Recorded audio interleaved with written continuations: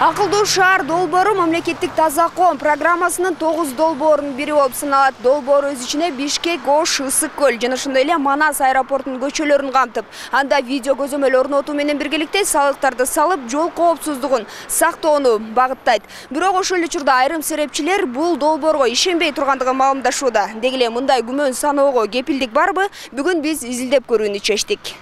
Буга чейин Кыргызстанда ушундай эле максаттагы коопсуз шаар долбоору бир топ чуулгандуу окуяларга кабылып, арты соттук териштирүүлөргө чейин жеткен эле. Эми өкмөт таза коом улуттук программасынын алкагында коопсуз шаар долбоорун акылдуу шаарга алмаштырып, аны тез арада ишке ашырууга бел байлап жатат. Акылдуу шаар долбоору өлкөдөгү жол кырсыктарынын санын кыскартуу, кылмыштардын бетин ачуу жана террордук коркунучтарды алдын алууга багытталган. Учурда буга карата аракеттер жүрүп жаткандыгын Ички иштер министрлиги маалымдайт. Акылдуу шаар долбоорун ишке ашыруу боюнча республикалык штаб түзүлүп атат.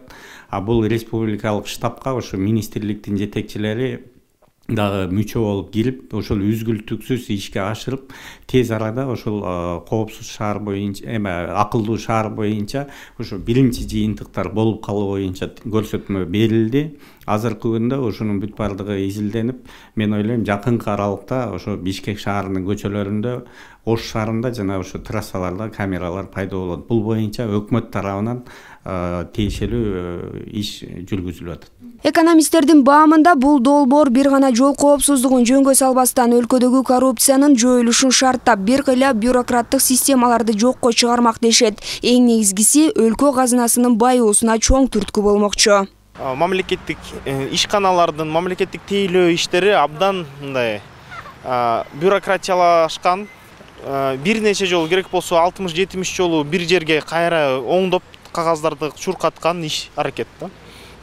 Андан сырткары ушул коррупцияны пайда алган аракет. Акча төлөп койсоң, бүт иштериңди тез бүтүп аласың, ушундай нерсе түшүнүктүү. Ушунун баары электрондоштурса, бул деген элге аябай чоң жеңилдик берет, мамлекеттик тейлөөнү алууга тездетет. Мамлекеттик тейлөөнү берүү адамда берген ошол катышкан мамлекеттик кызматкерлердин ишин жеңилдетет, анан азайтат. Эске салсак, 11-январда Кыргыз өкмөтү акылдуу шаар долбоорун ишке ашыруу боюнча Кытайлык Huawei Technologies компаниясы менен инвестициялык келишимге кол койгон. Жалпы баасы $60 миллион эсептелген долбоордун негизинде Бишкек менен Ош шаарларында жана 3 стратегиялык жолдо көзөмөл камералары орнотулмакчы. Долбоор 1,5 жылда ишке ашырылат жана жумшалган каражатты Кыргыз өкмөтү 5 жыл ичинде кайтарып бериши мерчемделген. Бирок айрым аткаминерлер аталган Кытай компаниясынан бир канча мамлекет баш тарткандыгын айтуу менен кантип ишеним артып жаткандыгына таң калышат. Ошондой эле компания тендерсиз тандалгандыгын баса белгилешүүдө. Бирок менде маалымат бар, ошону айтып коеюн сизге. Сиз билесизби, билбейсизби? Кошмо Штат, Америка, Австралия, Индия бул Huawei компаниядан такыр отказ беришиптир да, булар иштешпейбиз деп. Себеби бул болсо мурунку инженер экен.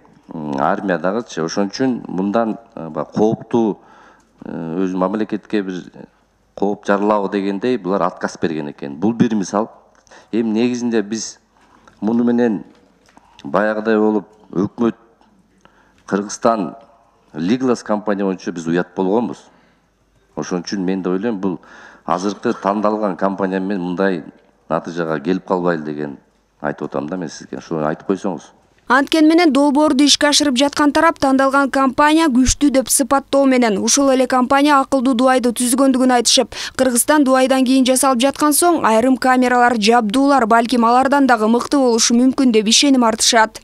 Huawei компаниясы эми эл аралык аброю жогору компания деп таанылган компания. Анткени Кытай мамлекетинде 15 миллион кишиси калкы бар шаарларды обслуживать этет. Дубай шаарын полностью обслуживать эткен бул ошол Huawei компаниясы.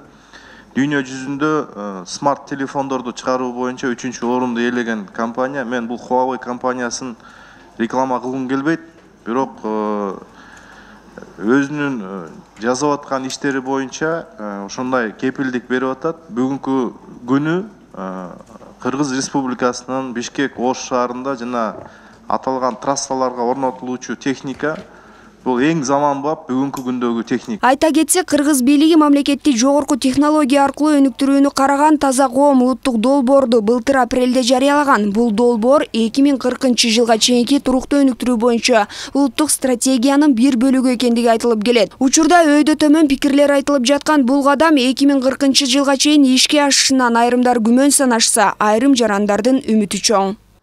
Айгерим Токтоналиева, Бекназар Шерманбетов, Нью ТВ.